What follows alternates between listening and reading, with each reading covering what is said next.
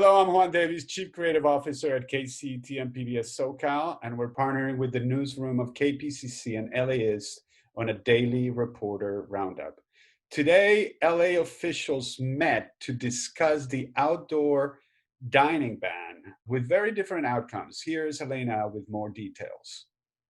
That's right. LA County's ban on outdoor dining has drawn a ton of pushback. So, both the Board of Supervisors and the City Council voted today on motions to overturn the public health order. The City Council voted 11-3 to support a resolution that would recommend overturning the ban. Meanwhile, the 5 county supervisors voted against a similar motion. One supervisor at today's meeting said her phone had been blowing up with messages from people opposed to the ban. Supervisor Sheila Kuehl reluctantly supports the outdoor dining ban, but called the situation unprecedented. And Supervisor Catherine Barger, who put forward the motion in the Board of Supervisors, argued that there isn't sufficient data showing that outdoor dining has led to significant coronavirus transmission.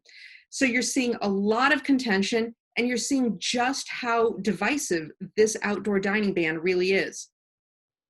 The Board of Supervisors also considered today a plan to begin dramatically overhauling the juvenile justice system by adopting what's called a Care First model. Robert's here to explain that.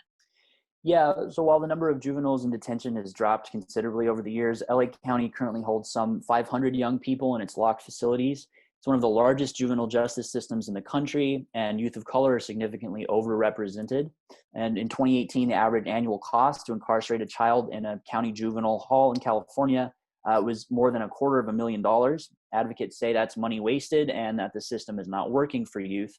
The motion that passed calls for eventually transferring supervision of young people in this system from the probation department to a new department of youth development. The goal is to ultimately replace detention halls and camps with home-like housing. There would still be security, but youth would be able to stay close to their families, keep going to school, and get supportive services. As part of the motion, the county is committing to moving to a so-called Care First model by 2025.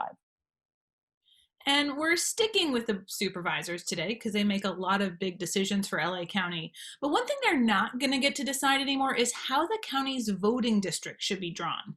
Caroline's here to explain that. That's right. This is all happening because of a state law that singled out LA County specifically and forced them to make this commission. And understandably, the supervisors were not happy about having this power taken away from them, and they fought it in court and lost. And so now a board of independent Angelenos are going to do this work instead, and hopefully they're supposed to have more equitable motivations in mind. The first 8 commissioners were picked via bingo ball lottery today, and they're supposed to reflect the party registration in LA County. And so far, there's 4 Democrats, 3 independents, and 1 Republican on the commission. And then these people will pick the next 6 commissioners, trying to make the whole commission reflect the diversity of LA County. And finally today, Venice has been one of the epicenters for homelessness in Los Angeles. Aaron has talked to residents as well as the unhoused there about the growing crisis.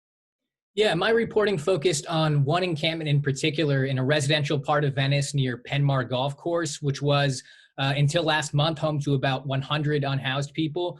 There was a lot of tension there between the unhoused community, who arrived mostly after the pandemic began, and the homeowners living across the street, who were constantly complaining about debris, noise, and crime at the encampment. These homeowners had been pushing local officials for months to address the situation, to no avail. Then a fire started at the encampment and burned some trees, and suddenly the city and county agreed to clear the area and offer the people living there hotel vouchers through the Project Roomkey program.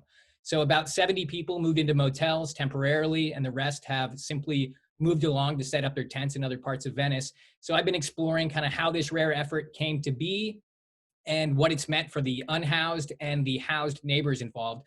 I would say that there's a mix of hope and skepticism on both sides that this will be a long-term solution. Thank you, Aaron, and thank you all at the KPCC and LAist newsroom, and thank you for tuning in. We will see you tomorrow.